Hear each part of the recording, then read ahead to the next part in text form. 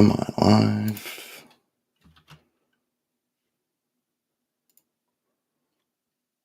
What's do? Okay. No. Well, it's not quite what I was trying to do. Really? Really, YouTube? You're gonna do that to me? Hold on a minute. Let me get. Why is it telling me? Telling me all the wrong things. Hold on a minute. Studio. Still don't have this figured out, which I do not. Yeah, I gotta edit this. Hold on a minute. Gotta do some editing.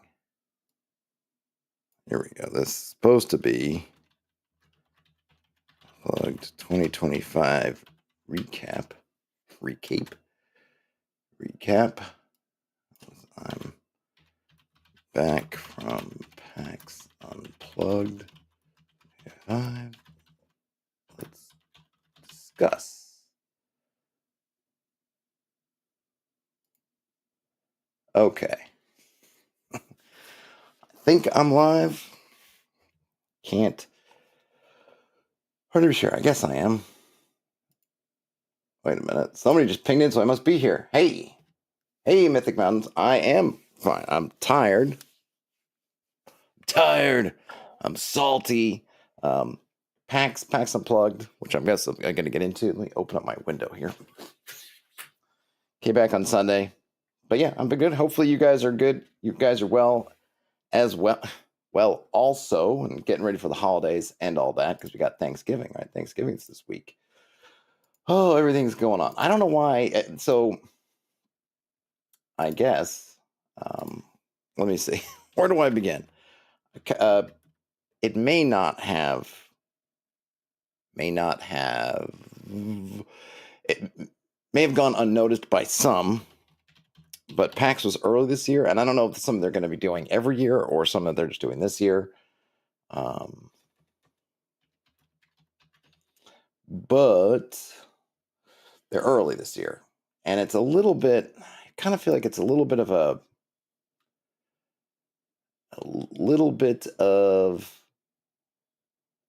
oh yes, definitely needs a drink. Yeah, and I have some little bit of apple cider for the working man for sure. And I got some water after that. PAX water from PAX that I didn't drink, and I'm gonna drink. Oh yeah. Also, our refrigerator broke today, so I think I'm gonna have to put together a need refrigerator funds sale on Itch. I don't really have enough. I feel like I need more stuff to sell as well. Anyway, I'll tackle that later. So yeah, PAX is early. So PAX, I guess I've been going, I don't know, 3 or 4 years now to the PAX Unplugged. And it's early because it's normally been, I think, in the first weekend of December, which I liked. Spread it out a little bit. After Thanksgiving, obviously before Christmas. I thought it was a nice spot. I don't know why they moved it early this year. I don't know whether it will be early going forward. I guess we'll just have to see. I'm not sure how that works. But there was an interesting wrinkle. So a couple of years ago, they didn't have the convention center to themselves. There was some kind of teachers conference at the same time, and it made things navigating the con a little bit weird because you had to go down certain escalators, and if you went down the wrong escalators or stairs, or took the elevator, you could end up suddenly you're in the teachers conferencing area, and you're like, wait, you're thinking like, what's going on? And then it can be kind of weird getting back. And they had this, and this happened again this weekend. It wasn't a teachers conference; it was a marathon. So I guess Philadelphia does their marathon and maybe their half marathon and maybe even another long run all in the same weekend. And this one weekend, and they do something. They had something at Convention Center. I'm not sure if it was where you're picking up your whatever they called the things, your tickets and whatever the things you safety pin your numbers, all that jazz. Not sure. So that definitely added a wrinkle of just. I think there was one time where I went down we went down the elevator and ended up all of a sudden in the marathoning part, and we're like, whoa, get back. and it made for some interesting closures. I know I talked to one lady who had a hard time getting to the con. It was early, but they had a hard time getting there because there were all these street closures for the marathon. I don't know if that'll do that again next year. I don't know if the marathon runs at the same time next year. It was a little bit, I don't know, just I don't read up on kind of what's going on. And it was only late that it was like dawned on me that, well, these dates are kind of a little bit funny. And it just feels like it bumps up against Thanksgiving. But I guess the good thing is weather was nice. I think there was only one rainy part, but I think it rained overnight so that there was the weather was relatively warm. Not warm. I mean, it wasn't unseasonably warm, but it wasn't freezing, which is good because I took the bus. I went super cheap, took the bus, and the bus lets you in and out. The bus lets you in and out outside. It's from New York City. It's really not a bad deal. The train is much nicer, and if you get on one of the Acellas or the fast trains, they're fairly significantly faster. But if you're on the regional train lines, it's a bit faster, but not super faster. And they let you off. You get on and off in basically the same place. Now, the downsides of the buses, obviously traffic's an issue, though we didn't run into bad traffic on the way there or back. And then they drop you off, pick you up outside. So you really are at the mercy of the weather. So luckily, especially on Sunday night when I was waiting to come home and the bus was running a little bit late, and we're standing outside and you're kind of in an elevated, the street there is elevated right by, I guess, the Schuylkill River that's running through there. So you have you could be under the wrong circumstances. I can imagine next month at this time around Christmas, it could be pretty darn freezing and really windy standing out there waiting for the bus. Thankfully, it was fine. So the upshot was I got to save a bunch of money by not taking the train. Because the trains are always, I just wish they weren't so expensive, but they are. Amtrak from Philly to New York, I think when I was looking at the round trip, I think one way I was getting around 50 or 60 bucks. Even trying to leave early, they were pretty expensive. And then coming back, it was like 160 bucks. And essentially my round trip bus fare on Peter Pan bus was $25 each way, or it might have been $25 one way and $20 the other way. Anything. I got basically both my round trip tickets for what it would have cost me to go one way. And given that it wasn't much more of a pain in the butt. And the thing is, even with the bus delays, I don't even know if I mentioned this on the stream I did last year for this, but last year there was some kind of accident on the rail or something happened and I got stuck for extra hours waiting for the train and had to do all kinds of shenanigans with the trains to get home. So it's not like even the trains necessarily, I mean, obviously I think that's kind of a rare occurrence, but still. So it was good. So I went Friday morning, not super early. I think I took an 8 o'clock train. I got in there around 10 o'clock. Gets you in around 30th Street Station. So I just kind of I borrowed my daughter, has a smaller suitcase, one of those, fits in the overhead, doesn't get the TSA all uppity, whatever. Have my backpack with a bunch of stuff in it. And I trekked over to the convention center, got my badge. This year I did something this will be the first year I've done this, but it won't be the last, is I had joined, which I don't think I've talked about. I joined the Independent Game Developers Network, IGDN, through, I was introduced to them mostly through the Dungeons Key, Jean-Luc, who had joined, and I was hanging out with him at their booth last year. He wasn't there this year, but he actually is the president. He's the reigning president. I don't know, the current president of the IGDN. And I joined a few months back over the summer, I guess I joined. And one of the reasons I joined was because you work at the booth and then you essentially can get some the network will pay for the hotel for folks. You're sharing rooms. It's not any great shakes, but it's another way of kind of saving some money. But of course, I also had to work the booth for a couple of shifts. So I worked about 10 hours split over a little bit more than that because I was supposed to work Saturday and Sunday, which I did. Then I also helped fill in Friday evening. So probably all told, I maybe worked 14 hours at the booth. It's not bad. It's not hard. I mean, you're on your feet a bit, right? But it gave me a different perspective, I guess, on the show. So if say in the past few years I've just been getting kind of as a player, as a gamer, or just as kind of a content creator for the con, it was interesting to be in this kind of other position as sort of a vendor, I guess, working as a vendor at the con, because you just see things very differently. Now, the IGDN booth, it's one of those things. I don't know. It's not, I wouldn't say it's the ideal spot. So essentially what they do at this con at PAX, they have the Philadelphia Convention Center. I guess most of it. I don't know how much the teacher, or not the teachers, how much the marathon had. Okay, I don't know exactly how much, but it seemed like most of the convention area is PAX. And there's a few different floors. There's a lower floor where there are conference rooms. Hey, Ian, where they have conference rooms, and that's where they'll do a lot of their gaming areas. And also there's some of the larger of those conference rooms. They'll also do talks and have panels and that sort of thing. Then you have the main floor, not the main floor, but then you have the floor that has the giant expo hall, which has got, it's just a huge, huge, huge hall. I don't know. It basically goes the entire length pretty much of the convention center. And then there's another floor up top where they have some more smaller rooms. And I didn't get to go up there this year, but they have the Unpub room, which is where you could play board games before they've been published, where they still might be worked on, or they're not.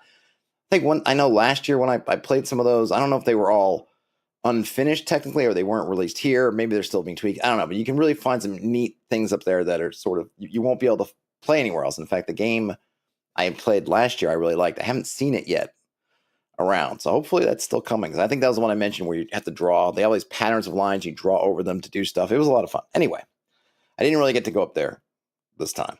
I was pretty much on the expo hall for the most part. The expo hall is huge, and it's a cut maybe 2/3 to 1/3. It's probably not exactly half. And the one side is the vendor hall, and one side is the gaming hall. As you might expect, the gaming hall is where there's all kinds of tables open to play games, card games, board games, anything you want. Now, there's areas specifically for tabletop games that are on that sub-level. You could probably play up there, but this is more like you see a lot of miniature games. Like I said, card games, the Lorcana. I don't know if I saw anybody playing One Piece, but certainly they were selling One Piece card games, Magic. All that stuff is there. Some really cool minis, things going on. All kinds of stuff's up there. And then there's sort of their food vendors, or sort of some of them are kind of around the outer wall. There's Wild Bill's, which does all those sodas that you get the mug. I stopped bringing my mug because I just a good way to avoid the sugar. And they have a sugar-free soda, which I should try. I should break out my mug again to try it. But all their other sodas are very sugarful, and me trying not to drink a whole boatload of sugar. I remember at one point I was like, yeah, I gotta stop. I gotta stop using the mug. But they have some of those, right? And there's all kinds of stuff. So the IGDN booth is on the gamer hall part of it. And from a positioning, I don't know what you call it, like a marketing, I guess, position, it's in a funny spot because it's away from where all the stuff, away from all the other vendors. There are a couple of vendors in that. There's I think it's called Battlegrounds, which does used games. I think mostly board games. There's one over there. There's a couple other things, but it's kind of just isolated amongst all the stuff where people are playing games. But also, so I think of the downside, which is probably the major, is more. I would say it's more. There's more disadvantages to advantages, but the disadvantage I think is you're away from all the other vendors. People are looking to buy books and stuff. They're looking for that kind of thing. They're not really coming to your area. You're really hoping that you spot people as they're going from looking at vendors to going to play something, or back and forth, or that they're trying to find a seat to eat lunch or something, because there are all those tables. Oftentimes, see people kind of just trying to find a place to sit down, sort of over there. So it's not really ideal from a pulling in potential customers spot. The advantage is that the expo hall, they shut it down at 6, and the gaming hall is open till midnight, I think. So I know on Friday when I was hanging out at the booth, we did as many sales after 6 on the Friday as we had done before the 6 on the Friday. Like that is how, and I don't know what that means.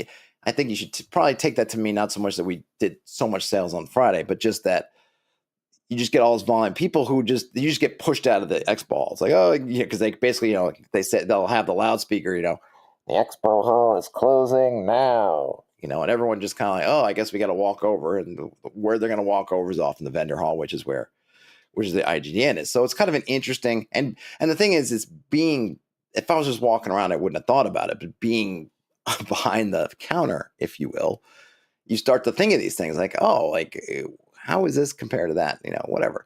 Now, I think talking to some other folks, this PAX, I think, was as good for vendors and things, I think, as they'd ever been. I think some of the folks I talked to were saying on Sunday that this is the best PAX they've had. I also heard that there have been no new, basically the vendor hall is full. And it's going to be a real battle, I guess. I guess we're at the point with someone told me, who shall remain nameless, that there have been no new PAX booths available for 2 years, which means basically that they have, I don't know if they've made a decision, whatever the decision of how much space they're allocating to whatever, the space they've allocated to vendor booths is full. They're not doing any more. Now, I don't know what that means in terms of vendors changing the size of their layouts. Is it that some people are buying bigger areas and that therefore is just squeezing out, because I don't know what the minimum size is. I don't know. I think they seems like you can get sort of slivers. Maybe it's a 10 by 5. I don't know. I think our presence was like a 10 by, was it 20 by 20 maybe? No, 10 by 10. I'm not sure. Maybe 10 by 10. I'm pretty sure it's probably like a smaller size, right? There's sort of a kind of a rectangular size that you can bump it up to a square, and then you can kind of go on from there. So I don't know what that means, but I guess from a visitor stamp, or just from a person, if you're someone, and I don't know how many people there are here who care about that, who might be thinking, yeah, I'd love to try to get a booth at PAX Unplugged. It's going to be tough sledding, because apparently there are no more booths. And I also wonder if that, I don't know if they're going to end up going like Gen Con, where they're going to be able to start being really draconian with things. Someone else told me they definitely are cracking down on kind of booth sharing. In other words, if you're too small, people are like, oh, we'll just get a booth together. I guess like that's no, like you have to be affiliated in some legally binding way if you were going to get a booth together. So it's going to be. So I'm really curious how the years go. So I think PAX is getting really, it felt like there was a lot of people, right? PAX is getting big. PAX is, it's been big. I think it's getting bigger, and the fact that for 2 years they're not opening up to any new booths. And also, I wonder if there's some folks like Limathron, who I got to talk to for a few minutes. Their booth was huge. They have it's just amazing to see that just the growth there. They were running, I guess, 1.5 rooms or 2.5 rooms downstairs in the gaming area, where they had a whole bunch of referees, or I'm not sure if what does Morkborg call their refs, or I don't know, game masters, dungeon masters, Borg masters, I don't know, Burgermeisters, I don't know. They had them were running that. They had this like a sort of it looked like the sail of a pirate ship out there. They had a big, and it was really well designed. It had all kinds of, like, you're on the deck of the deck of a galleon. Like, it was really, it was cool. That was a big time booth. I think every year I've gone and seen, they've just upped their game. Which just obviously means they're doing very successful, because all that stuff to install and do all that stuff costs a boatload of money. So they got to be making a boatload of money if they're going to be spending it. So obviously they're doing really well. And so they're kind of doing bigger and better things. Wizards had a kind of a small presence, but they actually had a presence this year. In past years, they haven't been there at all. Daggerheart, the Darrington Press had a bit. I didn't have a chance. I was going to try to get into a demo or whatever, quick play of Daggerheart, but I just didn't get around to it. I saw the guy from Darrington Press, whose name escapes me, who's one of the lead. He definitely was the lead designer on Candela Obscura, and I think he was. I'm pretty sure he was also lead designer on Daggerheart. I saw him back there. I think I did. He was wearing a mask, but I think I was like, oh, I think that's that guy. I've seen him on YouTube. If you've seen him on YouTube doing some of the explainer videos, I think that they've put out, I'm pretty sure that's him. He was there on the Saturday, I think. I definitely saw him, but they had an okay presence, but nothing. I mean, it was interesting that Limithron's presence was both in design and in scope. Everything was bigger than Darrington Presses or Wizards. I think I saw some Paizo. It was. I think they just had kind of a plain booth. If it wasn't Paizo, it was somebody, because I definitely saw Starfinder, Pathfinder. Goodman Games was there. They were practically giving away. They were doing like 40% off of a bunch of books, and they at one point, I guess they must have sold out of it because it was a great deal. It was like, I think it was $10 a pop for the soft cover DCC and MCC books, which I was thinking like, wow, I guess maybe it was pre Black Friday sale. I guess I did manage this year to get the Two Towers game for the sequel to the Fellowship of the Ring one. I guess every year they're going to put one out. Presumably there'll be one more. And I also got, where is it? Where's my pin? I don't know what I did with the pin. I also have the pin. Oh, here it is. The pin. I didn't get the black. So there's a black tower pin that would have been cool. I didn't get it. I didn't have a chance to do the demos. So the vendor hall is full, right? So there's nobody new is going to be getting in there unless people drop out. And I do wonder, and I'm more interested in this, I guess, and it feels a little bit more, not transparent, but I guess since I get into this view of working as a vendor, it's going to be interesting how that works. Because I saw some folks, like I said, who had booths in the past, but they had been sharing booths in the past. That's what I didn't realize. There's some folks there, some smaller creators, and I used to see them, and I was like, oh, where are they? I haven't seen them. Because I guess, I don't know what we could call them. Con buddies. They're just folks I just end up seeing at these cons. And this is the only time I'll get to see them. I saw Amanda P. very, very briefly. I saw, I forget his name, from His Majesty the Worm. They were playing Cairn. I wasn't invited, and I hold that against them. They were playing Cairn, and I was poking my head in some of these gaming rooms, and then all of a sudden I get this text from Amanda P saying like, "I just saw you. Come say hi. So and so wants to say hi." So, all right, so I said hi, and then that was gone. That was the last I saw them. That was Saturday afternoon. I was like, "Oh, they're gone."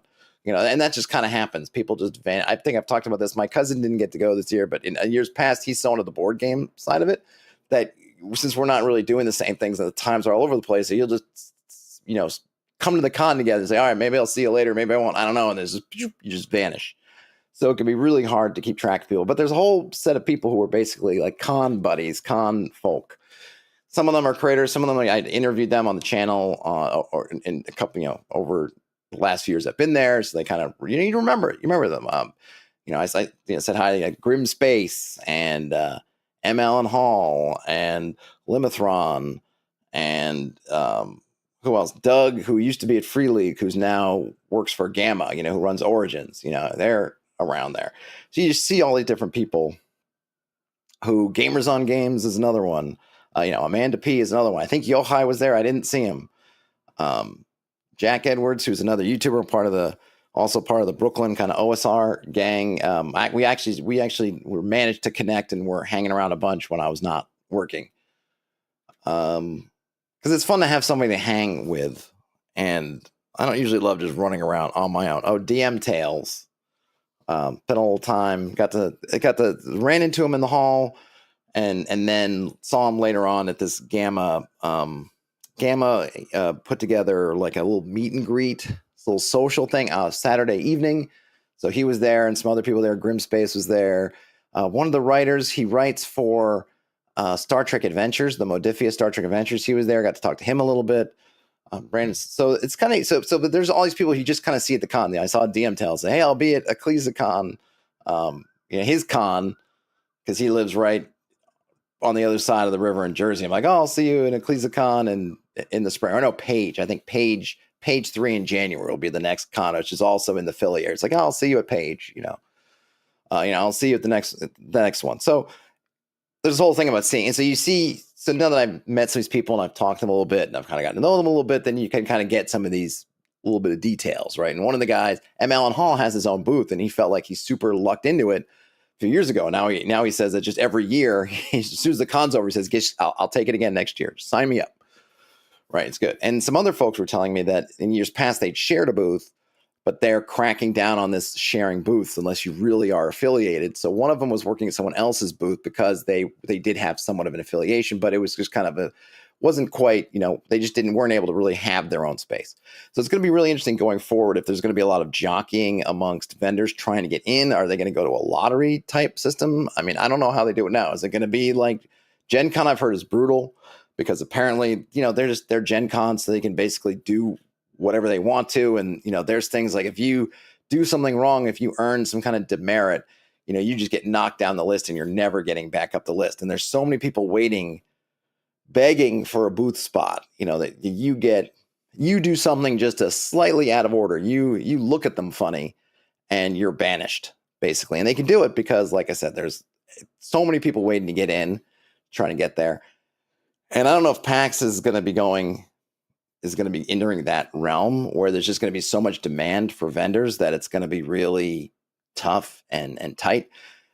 Walking the hall, which I did a lot of. I mean, I walked the hall a lot. I'll go over what I got a little bit. So this one, they were running demos of this Mork Soul Frame Zero at the IGDM booth, and they were kind enough to give me this kind of thing. Is it a quick start? I forget if it's just no, I think this is the full rule book.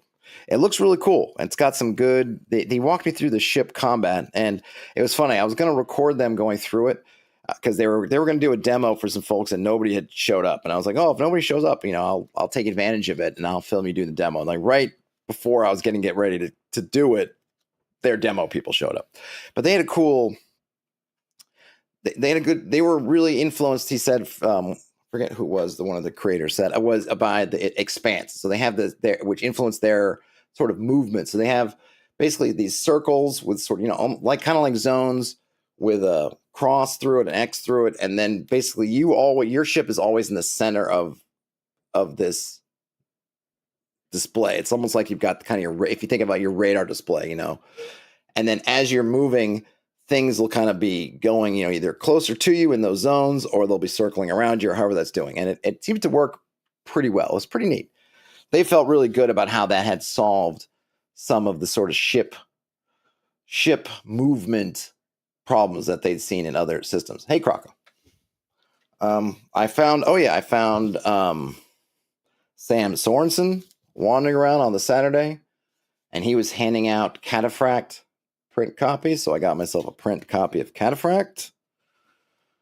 Super nice. I got this one I bought for myself to read, Rebel Scum. I like the kind of, it's Star Wars, not Star Wars kind of thing. I'm interested in this polymorph system. Somebody who I can't recall, because I keep saying it was Jack, it was not Jack. Somebody else was telling me about polymorph, and it seemed pretty interesting. So I wanted to read one. Maze is kind of their fantasy one, but it was just a bigger book. And, these are really, you look at this, nice and thin. It's kind of, zine-ish. I don't know what size is it. Well, how many pages is this? This is, let's see, what is it? Does it even say how many pages we're talking about? It's not super, it's laid out pretty with a lot of white space going on. Well, I guess it's kind of black space. It's on. Anyway, it's about, okay, so 71, 72 pages, something like that. Basically digest sized, half letter size kind of thing. Whereas Maze is a pretty chunky book. Catoblepa's Cataphracts. Someone, I had a conversation about Catoblepa. Though the other person, I don't even know if I pronounce it right because they called it something else. They just pronounce it differently, but man, I can't remember how they pronounce it. That made me think, like, have I been wrong all these years with how I've been pronouncing it? But it's a word. It's one of those words that when you only see it written down, basically you don't know anybody who says the word. You just kind of have this sense of what it's supposed to sound like. And sometimes it sounds nothing like that. Let's say this was, I guess, a free RPG Day book. I didn't really go anywhere on free RPG Day, so got that one. It's got a bunch of different things in it. And then Limitron was happy. He was kind enough to give me a copy of Cabin Fever, which is kind of their new thing. It's a anthology of a bunch of different stuff from different creators. I will go through these at some point. And that's all. And I got a game for my daughter. There's a company called Oink Games. I think they're Japanese. And their games are kind of. Oh, I also got some button shy games. Got a couple button shy games.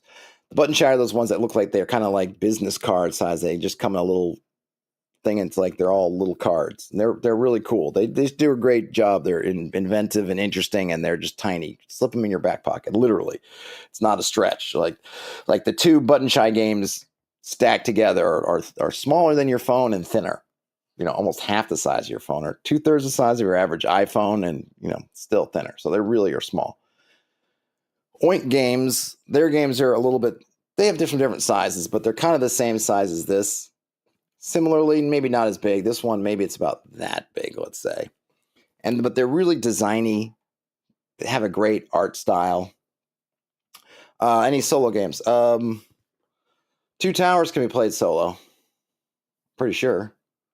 Yeah, I played Fellowship solo. You could play it solo. And that was it. So here's another thing. So it was interesting to see what people were asking about, because again, I'm working at this booth, and there were a few people. In fact, there were enough people asking about solo games that we tried to take some of the games that we had that were solo and put them together. So definitely people looking for solo stuff. There's so much stuff out there. I mean, it really, it's kind of funny. It's, and it's really interesting to see kind of what catches people's eyes, what people are looking for. One lady came by the booth looking for 3.5 material, more for kind of collectibles. But it was just funny. He's like, "Do you have any 3.5?" We're looking at you like, "Really? Like, we're the indie game developer network, and you're asking if we have 3.5 stuff?" It's like, you're a little bit, probably not the right place anyway. And then you're probably about 20 years too late for D&D 3.5 stuff. But then I talked to her a little bit, and I was trying to kind of peel back what she was looking for. It seemed like she was kind of looking for stuff to kind of collect. Though I think she's still playing 3.5, which is fine. I think she was also trying to collect stuff. In any case, I tried to send her in the right direction, but she came back on the Sunday and said she couldn't find anything. So unfortunate. I think a lot of people are looking. So one, there's just so many different, if you a couple of years ago, I felt like I was surprised that I was seeing this turn from, I guess, maybe the original, like all this stuff being kind of 5e compatible. There was a segment in time when maybe the first one or two times I went to PAX Unplugged, where there was just a sea of 5e compatible stuff. Like everything, everyone's pushing the kind of 5e compatible. And I think maybe it was the year before that where I was seeing that worm turn, right? I was seeing like that there was lots of, Mork Borg. That was that year that Mork Borg was there themselves, and it was like they were rock stars showing up at the con, and they had it this year too, this kind of Mork Borg little game where you take a postcard and you go to different vendors and you stamp all the vendors, and I think you get entered into something. Just a way, it's kind of a cool way to try to encourage people to visit all the different Mork Borg vendors. So if you were someone who had a Mork Borg game or some kind of supplement or whatever you're selling, and you have a booth, you're able to get your booth marked on there and doing that. So there's tons of Mork Borg stuff. There's still tons of Mork Borg stuff, but there's also just tons of, I feel like, stuff.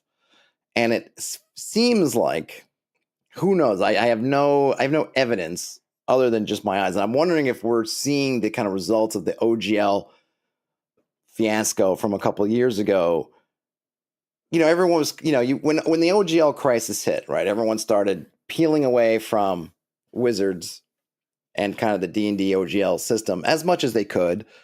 And that's kind of slow, and it trickles out slowly. And what Kobold and all these different Kobold Games has their thing, and different people start coming out with their own things. There was that Orc license and all this kind of stuff. And now I think you still see there's still plenty of stuff that's 5e compatible, but there's just a sea, I feel like, of just other people doing their own thing now. Maybe not being as worried or as, I don't want to say reliant, but just making their own ecosystems, which I think is good.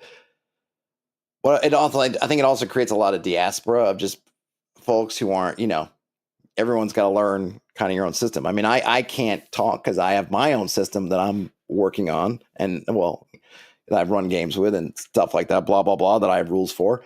But it is interesting to kind of see that where you just see this now. There's just this whole sea of stuff. Now there's still a lot of Mork Borg stuff, and now Pirate Borg I feel to me is like the Blades in the Dark of Mork Borg, where there's Power by the Apocalypse, and then Blades in the Dark, and then they're almost, and for a few people are even maybe a majority kind of redefine some of this, and then you have Powered or whatever, not Powered by the Dark, whatever they call it, Bands of the Dark, and then they basically have their own thing where a lot of people just say, hey, we're not that we're Powered by the Apocalypse compatible, but we're sort of Blades in the Dark compatible. And you definitely see that with Pirate Borg, where people say, hey, this is compatible with Pirate Borg, which obviously means it's theoretically, I would imagine, compatible with Mork Borg. But it's interesting how there's this kind of Mork Borg umbrella, and then there's the Pirate Borg has become sort of this umbrella underneath it.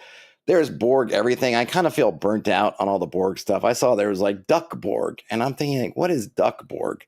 I'm wondering, how many animals do we need? Does every animal need to have a Borg?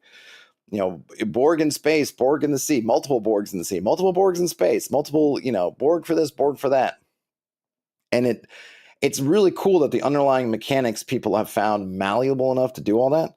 It's also, I guess, I don't want to be the curmudgeon because it's kind of like the D20 thing. Why are you doing that with D20 or whatever? But Mork Borg had such a stylistic look and the setting and everything that's pretty interesting when people just take it and move it. Because unlike D&D, which is always pretty generic fantasy, let's admit it, right? The classic D&D, Faerun, Forgotten Realms, it's generic. It's got everything in the world in it, but nothing is particularly weird. Elves are pretty much what you think elves are post Tolkien. Dwarves, pretty much what you think dwarves are post Tolkien. You know what I mean? It's just kind of throw it all in there and they're there. Whereas I thought Mork Borg had much more of it's a real they're a really strong setting attachment. People have detached it and going crazy with it, which was great. Croco says every animal has its Borg. Every animal should have its Borg, and it will. Let's see. Mr. Rourke said they sold all their 3 and 3.5 stuff a couple of years ago. I still have some, just because it's nostalgia now. It's just like, kind of collectible, whatever. Not that I'm looking to sell it or anything, but I just kind of have it because I have it. I'm definitely not looking for any more 3rd or 3.5, unless there's some weird, and there might be a couple of, I say that, but there might be a couple of source books that might have some interesting stuff. I don't know what they are, but I can imagine there being something. But other than that, I'm not really looking any for more 3.5 stuff. Croco says maybe there'll be a 2nd edition Renaissance sometime. I don't know. I mean, some of the settings, right? People are interested again in Spelljammer, and some of the settings have had what's the other one? Planescape, and people have been interested in those. I don't know if 2E is kind of in a weird spot, I think, because it's not as defining in gamed or genre. I don't know. It doesn't really define a movement. Like 3rd edition was kind of like this big, for better or worse, whatever, you can make that argument however you want. It was kind of sort of defined, sort of almost an era, right? 1st edition also did that. 2nd, it was what do they say? Evolution rather than revolution. It kind of sits there. Yeah, it does some things differently. Some people, you can find people who are like, who will go into depth as to why 2nd edition was a bad follow-up or was poor, and some people will talk about how it's better and this and that, but it doesn't really differentiate itself. That it's very easy, I feel like, to go from 2nd edition to 1st edition, back or forth, whatever. 3rd edition, it's just like bam, and then 4th edition was just kind of this, a curve and a whole right hand turn to a whole different thing, and then 5th edition was kind of like, they kind of came back somewhat. So I don't know. I mean, I'm sure they are, because there are 2E retro clones, things like I forget that Golden something is a 2E retro clone, but yeah, I don't know. Back to PAX though, lots and lots of different things going on. It felt a little bit overwhelming with all this stuff. Now, like I said, there's still a bunch of 5e stuff. I'm not trying to suggest that there are not tons and tons still of stuff that's geared towards 5e. And then there's all the kind of other things, like the folks who are selling lots of dice. There are lots of dice vendors. Some of these dice are super expensive, and enamel pins and D&D screens, GM screens, I should say, and play mats. And just I guess the thing is, for me this year, walking around a bunch, I didn't notice anything on those things that were particularly novel. Like there was one that I saw, was it last year or the year before, where they did it was pretty cool. They had spells that were written. I forget what game they were for. But they basically had them on essentially like a scroll, that you could have the scroll with the spell on it, and it was like a prop. So you could find a spell scroll, and your DM could literally hand you this scroll, which I thought was really cool. And that would seem to me novel was like a couple of years ago, but they're here. They're here again, and it's okay. Well, they're here, but it's not new. And I didn't necessarily see anything new. Like there's now a couple of tea and coffee folks doing, D&D or fantasy or tabletop RPG inspired products like coffee and tea. Like I thought it was really cool a few years ago when I saw that. Seems like this first wave of those folks coming. Now there's more of them, and it's fine. I'm kind of a coffee snob. I don't know that if the thing that's bringing me to your coffee is that it's D&D themed or TTRPG themed, I'm guessing your coffee is probably not great. I would love to be wrong. Hey, if you're out there, I forget whoever it was, and if you're a tabletop role-playing game coffee vendor, feel free to send some samples my way. I'd be happy to throw them in my machine and be proven wrong. But the kind of the bloom is off the rose on that one. Quaco says, burn the scroll after casting the spell for true immersion. Yeah, I don't know if I'm going to be spending that money on those things for someone to burn them. But yes, you have those. And there's things like, the little markers. There's some cool, you can get cards. People have done some playing cards that were cool. But I kept looking around. Part of the thing was, especially on Sunday, man, I just kept walking around. After I did my shift, I was walking around, looking for, man, is there something that's really just going to grab me and say, like, you got to get this, you got to read this, you got to talk to these people. And I didn't find anything. And it's hard though, because even on Sunday when it's quieter. So if you're going to look at the con in terms of people, it's Friday, obviously it's upticking. Saturday's way up here, then Sunday's maybe even lower than Friday, so it's like it kind of goes up, stair steps up and then down and then done. So I think if you're looking to buy stuff, if you're not worried about stuff being sold out, Sunday's the best day. If you're worried about stuff to be sold out, Friday's the best day, because Friday's when everyone's going to be, that's when they're going to have the closest to full stock they're going to have. Saturday is when most of the guests are showing up. Oh, I also I didn't talk to them. I didn't even say hi to them because I don't really know them and I didn't want to bother them and whatever. I saw Quinn's reviews,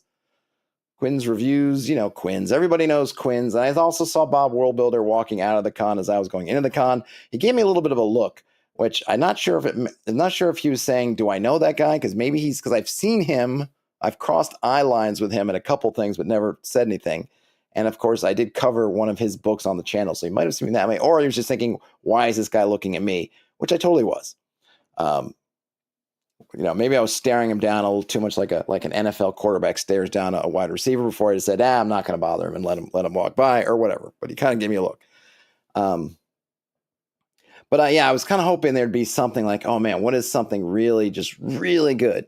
That's not to say there aren't really good things out there, but it is something. I guess what I was saying is it's really hard if you don't have the kind of, I just think if you don't have the word of mouth or something out there already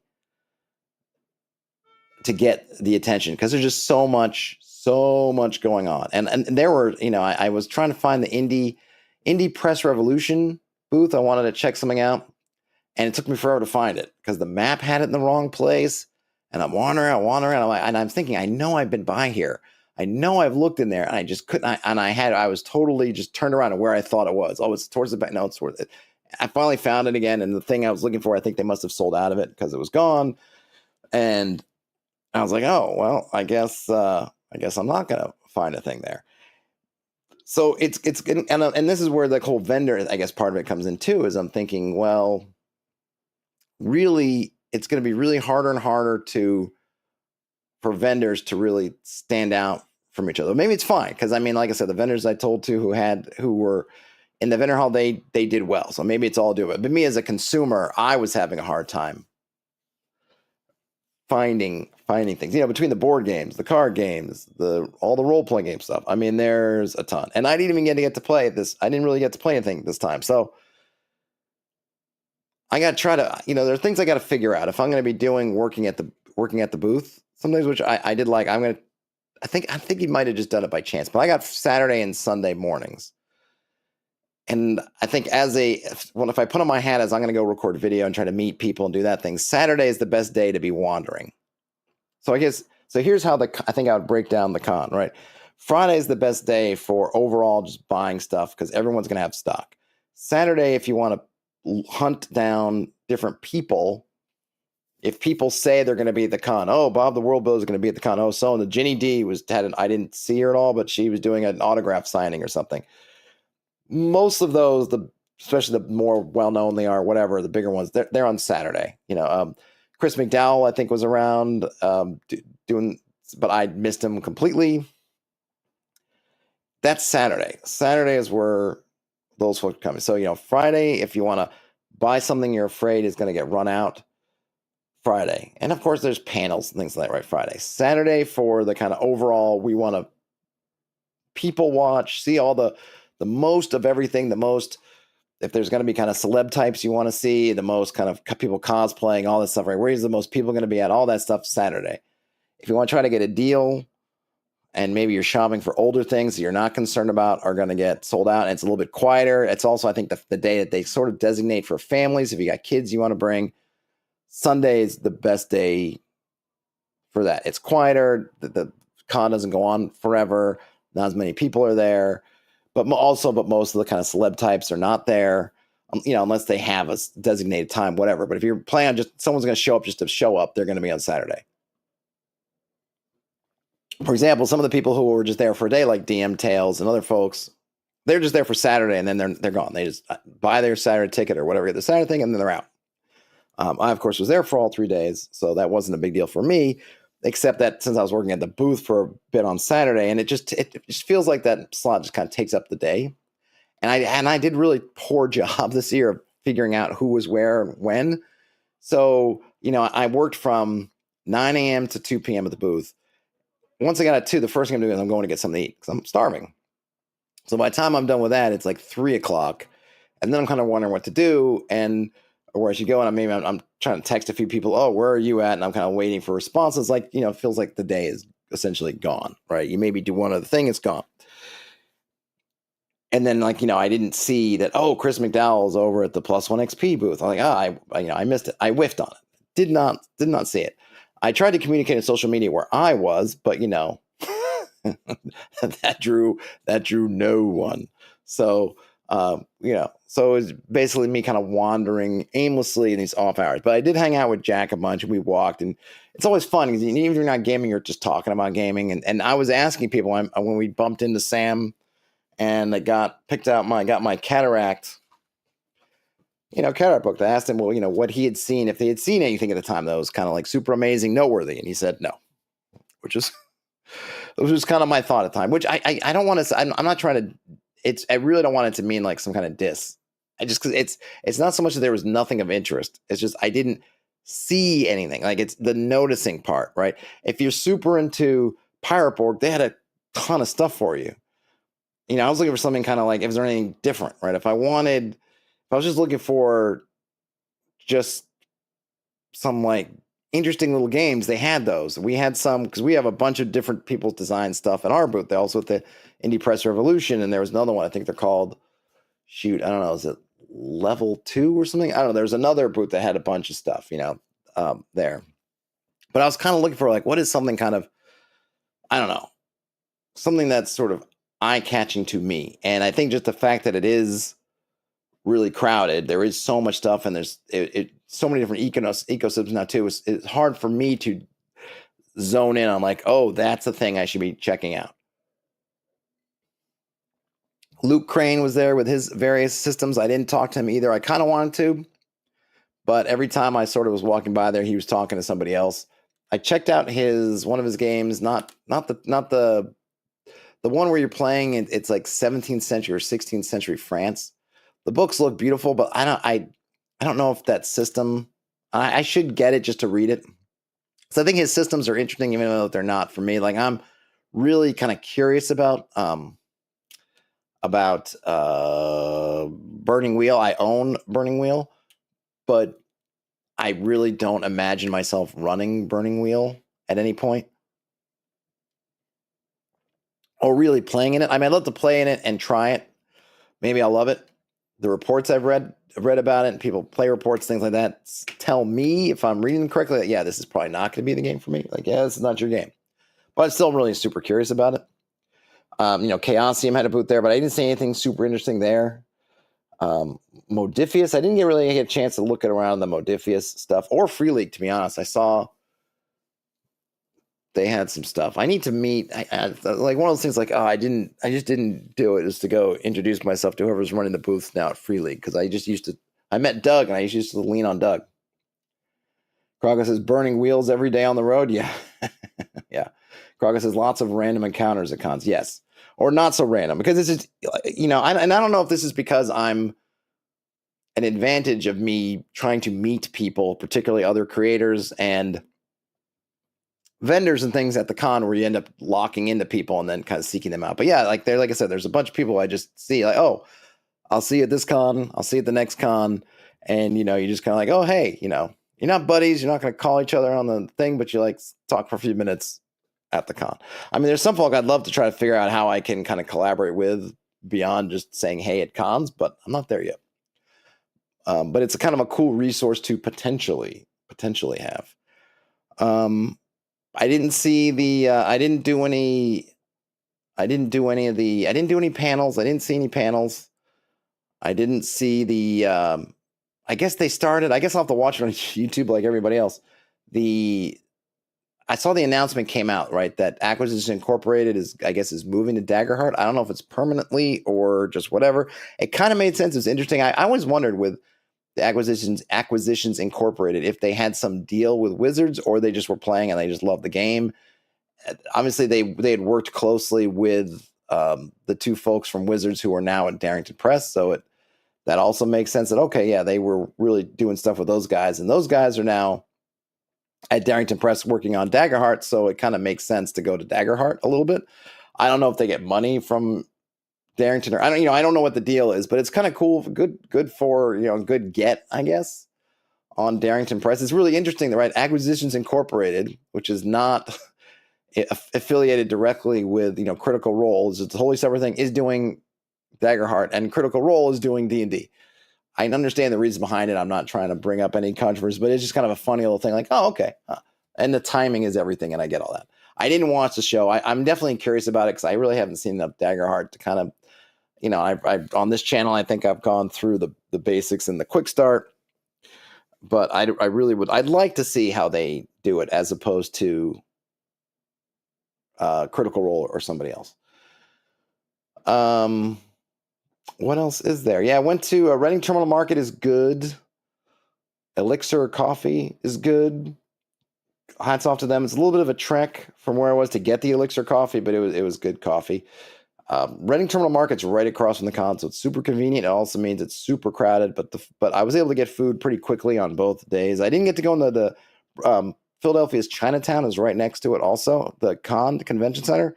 But I couldn't get anyone to actually want to leave the con for an extended time to go get something to eat. And I didn't feel like going by myself. So, and I really don't mind eating by myself, but I didn't want to go to a restaurant by myself at the point. So I was like, well, if I'm just going to go by myself, or if nobody wants to go, then I'll just go try to grab a quick sandwich. So there's a lot of kind of quick sandwich grabbing. I definitely goofed in terms of myself. I really, I always realize things too late. So I was going to run some demos of Troop, my game.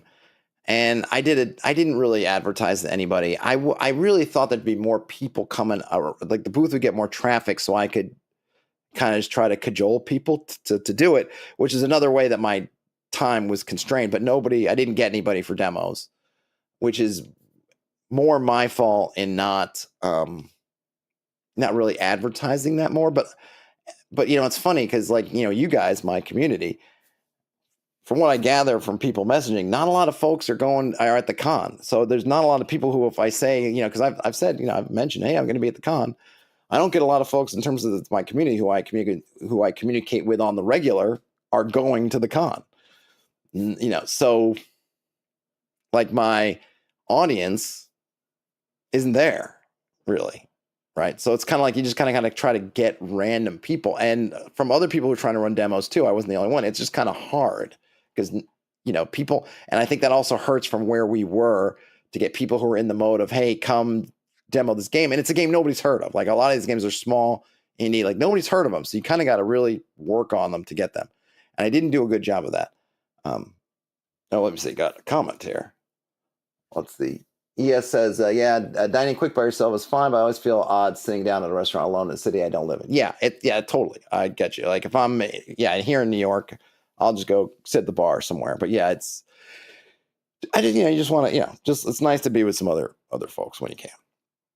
So one of the things I thought about way too late is I should have done a like, hey, come draw a hex map with me. Like I should have gotten some blank hex map templates printed and then had people I could run down my hex map creation system, drawing hex map with people and walking them through. I think that would have been really cool. I think I could have sold that one better as a thing to do. I would have had fun doing it, but of course I realized all of this when I'm at the con. Like it's Saturday, or I'm like, oh, this, and I didn't bring a bunch of electronics with me, so I'm like, I probably did have a file. I probably could. I probably theoretically I could have done something, printed up some paper and had it. But between it seemed the difficulty of getting demos at all, like changing tax, doing that. But yes, next time, or maybe at Page, when I'm at Page in January, I'll have some like, hey, come, let's build some hex maps. Like build the hex map for your next campaign. Like here with me, because I can do it. We can do it fast. It can be fun because you can basically we can do one set of rolling the dice and the shapes and everything. And then because it's all where you place them, everybody will have different maps, even just if you're placing them in the same spot. So I think it could be a lot of fun to do. And I could make something, so I could maybe something on a bigger board or something, I could figure it out. So that's definitely a kind of a next time thing. But I always realize like, oh, I should have done this. And, I did. I finally corrected my business card issue. So I have this in this nice holder. I got a bunch of business cards. I had a lot of business cards. I gave out a lot of business cards. People at the booth, people throwing them like shurikens, like throwing stars as people were walking by. So I gave a bunch of those away. Who knows what will happen with them? At least I had them to give out. I did exchange with one person it's kind of like they're cool, but they do mental health and gaming. A lot with video gaming, but I asked them about the tabletop part and talked to somebody about that. And I might try to get one of them on, because I think it's some interesting stuff about that aspect, like therapeutic stuff and gaming. I mean, my tack is, it's not so much like how to use your game as therapy, but kind of how to navigate the fact that people do use the game as therapy and you're not a therapist. That angle of, I think it'd be pretty interesting. They use digital cards, which is good. But really, that's the other thing. If you're a creator, if you're somebody who just wants to try to make a connection, bring physical cards. For one of the first things I did when I got home was got all the cards out. Like all the cards are sitting here staring at me, and I try to give people a few days before I start hammering their emails because everyone's tired and swamped and whatever. But it's just much easier to give out a card. You can write things on, if your cards aren't double-sided, mine are, but you can write something on the back of the card. It's just super handy to give out. And if you're somebody who is in some kind of creative thing, is trying to get a thing and just take cards, it's just so much less of a hassle than trying to do something digital. And I remember for the longest time, I just kept not thinking like, oh, we'll just exchange it with our phones. And it's like, it's hard to do. Sometimes phones are also being used at vendors for doing like their point of sale and things, or you don't have good internet and it's just all kinds of, or they're out of batteries or whatever. Give somebody a card. It's old tech. I know it's so low tech, no tech, but it works. Give them a card.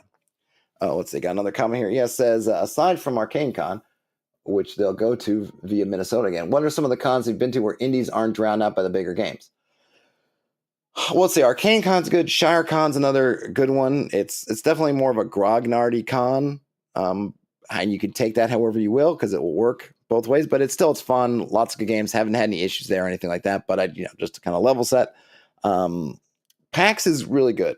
So I wouldn't say so. It's not so much that the bigger vendors are drowning out the little ones. It's just that there's just a lot of it. Now there are definitely some bigger vendors that have bigger spaces and whatever, but there's just a lot. But in terms of playing games, one of the nice things at PAX is you have so much choice. You can go down to there's the gamers. I think it's games on demand. So there's a couple different sections. There's a games on demand section that just has people will just put out games that they want to run. And sometimes it's someone like me who's working on a game and who just wants to play test it, and they'll put it down. And you just get to pick, and you can just walk up and get a game. Or you can even grab, they have a little library down there where you can grab a game off the shelf, write your own name in and do it. And they have all kinds of source books and stuff down there, which is really cool. There's another gaming organization who escapes me that they have all volunteer GMs, and they're also running games. That one's a little bit more difficult to manage, only because how their system works is that you have your time slots, and both systems have time slots and they have sign-up sheets. Okay, the one that Gamers on Demand just has set sign-up sheets you write in. The other one, generally, the GMs will put down 2 choices of games, and then as the slot is approaching, a line starts building up, and then you have to wait in the line, and then you try to find then you come and you sign up for a game. The issue can be that once one game gets chosen, so you have 2 games. Each GM's running 2 games. Well, you say, how are they running 2 games? Actually, I should rephrase that. Each GM is offering 2 games, of which they will play one, or they will run one of them. So let's say you have a GM who's running one game you really want to play, and another game that maybe you're like, meh, okay. And the other games don't interest you, because there might be 5 or 6, 7 games, but sometimes you're like, oh, I'm not really interested in this. I'll give you an example. On Saturday, I was hanging around with Jack. Jack was looking at those. He's like, hey, I'd really like to play this Masks game. But there are 2 issues. One is he's offering Masks and some other game I don't remember, and Jack was only interested in Masks. Okay. Second issue is then that game can then fill up, and the line can be pretty long, and there's nothing really to do but to wait unless if you're not first in line, then you're not only are you waiting, but you might be waiting for nothing. And this is what happened to us. So I'm hanging around with Jack. We're waiting, and then the line starts moving. We're snaking down. We're watching it. At first, it's okay. Masks, 5 seats. Nobody's taking a seat. Okay, great. No. 3 people just signed up for Masks. Damn. All right, now we got 2 left. Oh wait, another 1 single player signed up for Masks. We're 8 people from the front of the line, but now it's 4 out of 5 seats for Masks are taken, and then the next person took the last Mask seat. But we'd had to wait it, and you'd think, that's just how the cookie crumbles, which is true. Same thing would be happening at the other one, the Games on Demand one. But the Games on Demand one, you could see that. You sign your name. If you come 2 hours beforehand and sign up, your name is there. This one, you have to wait for, say, 40 minutes or whatever, half an hour, whatever it is, wait. And you can be waiting. And at the end of it, you don't get into your game. Now, you could still probably get into another game. But if you really just wanted to play that one, then there's this opportunity cost of, I waited for a half an hour, 40 minutes. I didn't get in the game I want, and I don't really want to do those other ones, but now I might have missed doing something else because now everything's started up again. So it's kind of an imperfect system. I don't know what the best way to do it is. It's also annoying when you have the signups in an app and people are sitting there and like the app, it opens up at 3:00, and at 3:00 and 1 second, people are hammering everything. So everything gets filled up before anybody who's not staring at their device is going to be doing it. Like, that is imperfect also. I'm not sure what the what I would pick if I were running a giant con. But yes, to Paco, as Croco says, sounds like lots of choice, right? So the small cons, intimate, obviously not as, well, I don't even know, not as loud. I mean, they're loud, but not as packed, not as crowded, but also a lot less, right? A lot less choice. And a lot of them have, for good or for ill, they have that advanced, you go to ShareCon, you go to Arcane Con, you're signing up in advance, and you can always end up 2 months out of the con and you didn't sign up for any game. You could end up kind of iced out of games because people signed up before you, right? So that's kind of one issue.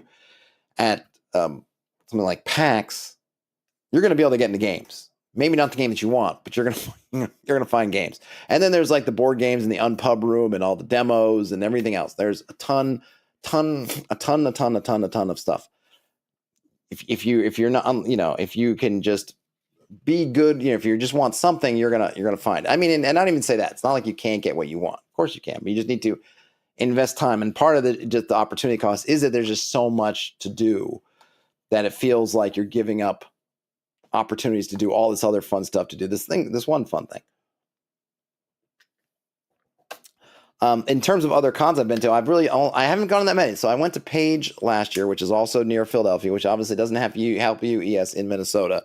I've really only been to the Northeast cons. Yeah, I haven't been to any cons elsewhere because I started con going late in life. I was not someone who going to cons years and years. I've been going for a while, but I started kind of late. So I didn't go to, I lived in Texas. I don't even know if North Texas existed at the time I was in Texas, and I was in Houston, and North Texas is in Dallas, but I've never been there.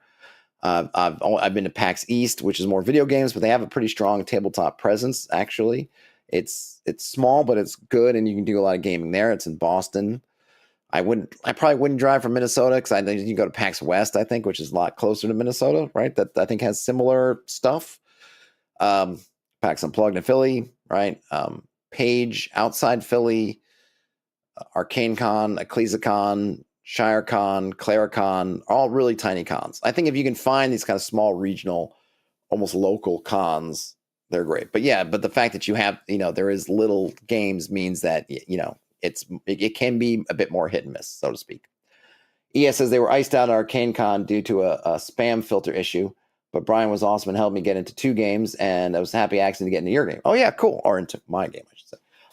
Yeah, I mean, you're right. That's the other thing. I mean, obviously the flip side is, in a really small con, the creators, the organizers are there. They're attentive. They're trying to help folks out, right? At PAX, they have,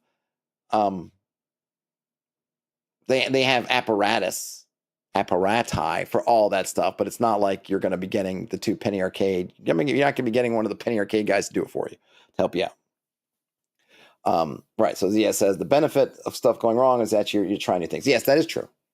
Right. So you have to, that's if you look at it right. That's the proper way to look at it. So you miss one thing and get to try something else.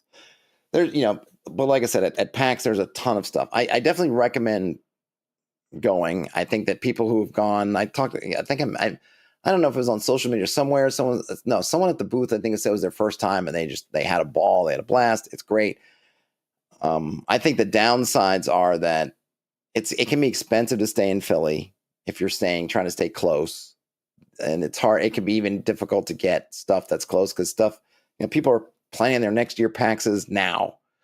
So people, and they can. I don't think they can right now unless they have some kind of because I think the hotels don't open up their reservations. I think for a year in advance. I don't even know if PAX has dates officially yet, but anyway, before you know it, people are already getting their rooms and everything set up. And like I said, it's just some of the things, it can be overwhelming. It can be just sensory wise, it can be overwhelming if you're someone who's sensitive to lots of loud noises, lots of people, lots of stuff. It can be overwhelming in that way. And then just all the stuff. And I can tell you, I was walking that vendor hall and I would see a booth. I'm like, oh yeah. And then I try to find it again. I'm like thinking, where the heck is this? And I don't know if I was looking at the wrong map or the map was wrong. Maybe I was looking at last year's map. I was trying to use the PAX app because I didn't have a paper map, and it was sending me in all the wrong places. And it's huge. You will do a ton of walking around, and some of it not necessarily by your intention, but you're going to do it anyway. But it is a lot. It is a lot of fun. I kind of hope they go back to the first bit of December rather than this weird pre-Thanksgiving week. But I guess, like I said, the upside is you get the weather's maybe a touch warmer and less wintry, which is probably not a bad thing overall. I did run into a couple people who recognized me from the channel, which is always kind of fun and nice. It's always, it's just like, I'm not a celebrity, but so it's nice for someone to go like, oh, hey, I like your stuff or whatever. Oh, okay, thanks. It's fun. That's all. Like I said, it's nice to meet people. Like I said, I'll do a read of Rebel Scum. I don't have it. I got to see if I can get the PDF for Rebel Scum because I don't have it. Obviously, I'll definitely this Mork Soul Zero I'm going to check out. I got stuff to check out from the con that I will do some reads on, which will be fun. I'm trying to think if there's anything else con wise. It definitely was interesting being on the vendor side. Let's just seeing it. You definitely get more of you get the sense of the ebb and flows of people in the morning, kind of not rushed necessarily, but kind of coming in the morning, and then you need a dip for lunch, and then kind of after lunch, and then sort of at the you sort of see these ebbs and flows. It definitely was interesting seeing which materials got people's attention. Obviously a good strong cover, not necessarily in the art part, but in something that's going to draw you in. So one of the games, it was funny. It was a little game, small zine. And I forget, something to do with like being a thrall to a vampire. And it had thrall, and it was really just, and the cover was not super designed, super graphical, but just that word thrall was in red, I think on white, or it might have been cream, on a light color red, and it just stuck out, and it could just continually, I watched people just like, it would hit their eyes and draw them in, right? And like, oh, like that. There was another one, so that was one way to kind of pull people in. There was another one that was a quick start to some rules where you're playing as the alien, and a lot of people bought that one because it was only $5. And I can't imagine. I don't know the author offhand. I'd have to look it up. And I don't remember the name of the game now, unfortunately. But this was not. It was a very slick little zine, quick start zine. I can't imagine they're making money on it. They may not be losing money, but that.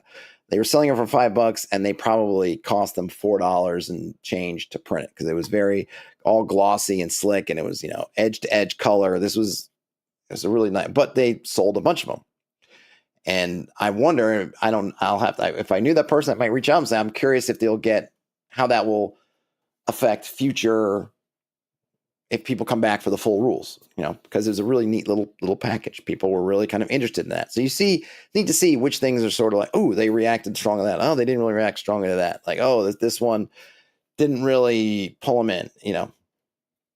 Quago says, sounds fancy for a zine. Well, a lot of zines are kind of fancy these days. A lot of zines are. I mean, this feels more zine-ish, just the way it's printed and everything, right? It feels more like a zine, but a lot of them, they're really more like this. They feel they're really designy, really printed on yeah, the idea of a zine being kind of plain, thin paper. Yeah, no, I don't know, I mean, obviously this is kind of more of a classic zine, right? Cataphract, and it's just inside, it's just all text. There's just this very simple cover. But this one, he's giving these away, right? Presumably to people who've heard of Cataphract through all the online things. So that's kind of the other interesting thing, right? He started this, doing this kind of system that he was then launching for doing this kind of political, geopolitical war game kind of thing. And then it went from that, and it kind of grew out of that. So people are hunting him down to get it. He doesn't really have to sit, but you can imagine if you saw these side by side at a booth, this one is self-explanatory. This one, especially if you're looking at it, imagine you're looking at this, and then you have it's on a rack where you can only see like this. It's like, or you're playing Old Man the game, right? And I'm not trying to pick on Sam because he's not selling it there. He's giving it away, and he just has himself. But it's interesting to see kind of the things that you look at, and you might think, well, it's a fine cover, but then you're like, okay, in the crowd around all these other things, it's kind of like, well, it just sort of disappears. And this other one, even though it's not much more designed, because it looks like Gandalf's memoir. Yeah, it could be. It's not even that it's super designed, but it has that word that grabs you in. These things like grab you. And also kind of these things like a micro game, right? Not trying to give you a whole... I mean, and some of them are big. Like there was one that's looked really cool. It was like you were playing basically as, I think, what is it called? Was it called... I don't remember what it's called, but it's basically Transformers. Okay, it's non-Transformers Transformers. It was a book about this size, thicker than this, but it was as designy, I would say, as this one. Aesthetically, had it, really strong design. But there are also smaller ones like that Thrall game. It's like, here's a little system, just like a little game, kind of micro game, right? Just take it and go. So it's definitely giving me some ideas of things to do, because I feel like I can do a lot with my system, and I'm thinking maybe I should just package it into some small things. Kind of like, here's the system or a subset of the system, and here's just a little game you could play with it. In addition to, here's the full thing if you're trying to run like a fantasy, a whole campaign kind of thing. Like, here's a small game, but getting that kind of cover sort of,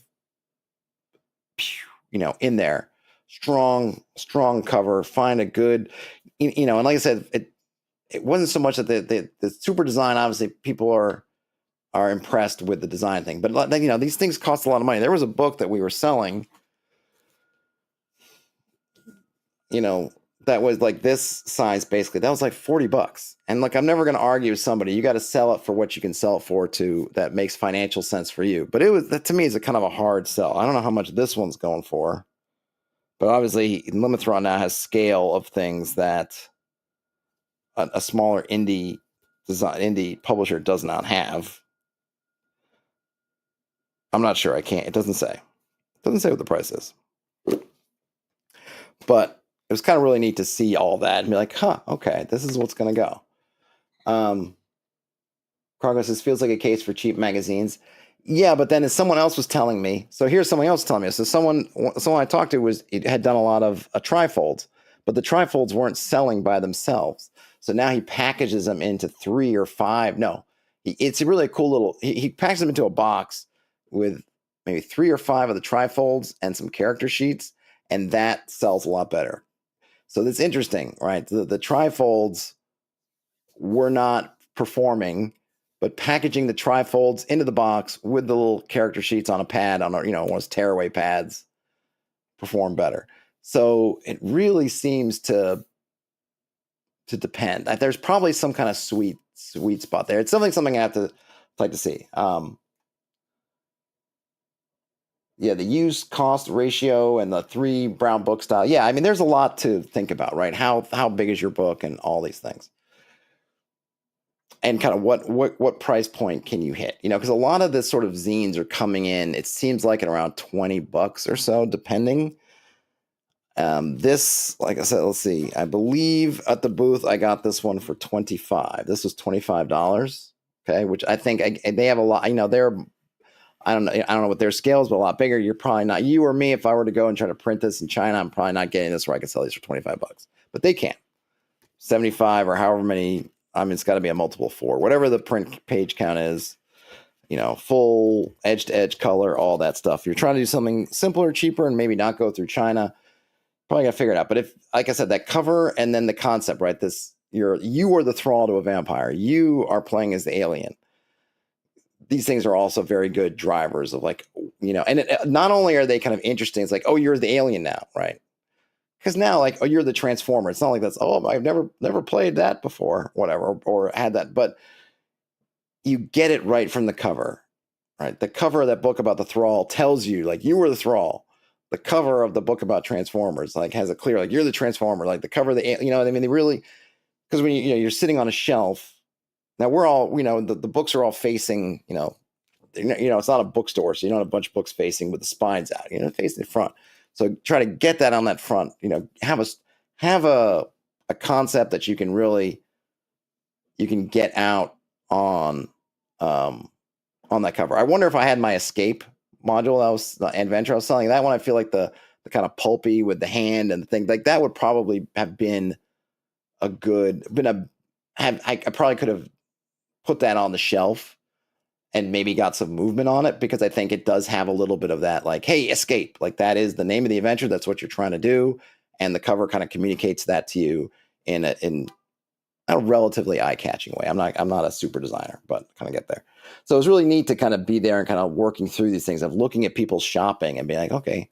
And it's just, being behind the counter where you're watching people's eyes and you're watching people come and go and you're kind of seeing where their eyes are going and going through, like, okay, like I'm seeing which ones seem to be kind of pulling people in and whatever. Obviously a lot of stuff, they see it, but they don't end up buying it, which is fine. I do that all the time, looking at, oh, let me look at that. And I don't end up buying it, but you're just kind of seeing, whoop, whoop, whoop, whoop.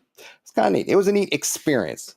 a new experience for me at the con. We'll see if I'm I don't know where I don't know. I know that the network and that the Indie Game Developers Network goes to things like Gen Con and things like that. If I can finagle my way to one of those, I'd love to try a Gen Con. It's just always been a little too far, a little too much to do. And I don't really want to be with all the crowded stuff. PAX U is kind of at the edge of being too crowded for me. Not that I can't, I don't, it's not something where I get wigged out by it. I just don't like it. I can handle it, I can do it, but I don't love it. It's not my ideal. Gen Con I know is a whole other level, but I'd like to at least try it once. Like I'd like to go to Essen once and some of these other ones just once to try it. I'd like to try Gen Con once. Maybe 2026 will be the year for that. I don't know. But it was really fun. It was great seeing a bunch of folks who I will not see until the next conventions. And it was great kind of hanging out. I wish I'd done more gaming, but I did a lot of talking about gaming and kind of working through some stuff about what it's always nice to bounce off some ideas that you've had in other people and just meet some other folks who are in different spaces. Some of the people are ahead of you in the journey, like, oh, I really like to be where you are, but I'm not there yet. But here's, get there. Or other folks who are just thinking about doing the thing that you're already doing. Like, oh, yeah, like you're in a great spot, whatever. It's kind of neat. You meet all these people in the different parts of their journeys. And that was a lot of fun. And it's, I do feel lucky. New York City does not have a lot of cons. There's some kind of anime con, I guess, and there's New York Comic Con, which is just way too huge. None of the cons I'm super want to go to. But it's nice that we're not too far from Boston. We're not too far from Philly. We're not too far from some of these areas that have some of these cons going on. So I can get there. I mean, I'd love to see more of you folks and have like meets and things of folks in the community at these cons. But you guys don't come to these cons either. You guys all seem to be elsewhere. So one of these years we'll have to make it happen. We'll have to do some kind of commitment to all show up at a con, or at least some number show up at a con, so we can do some kind of hang, do some gaming, do something like that. Until then, I will power through as best I can. All right, folks, I got to run. Thanks for hanging out and listening to me blather on. I will, as I mentioned, the stuff that I got, we'll go through some of the stuff I got at the con, my booty. Not a lot of booty, but a fine amount for me. And we'll go through it and work on some other stuff and, see what's going on. Other than that, have a great rest of your day, night, whenever you end up watching or listening to this. Game on, everybody. I'll talk to you later. Bye now.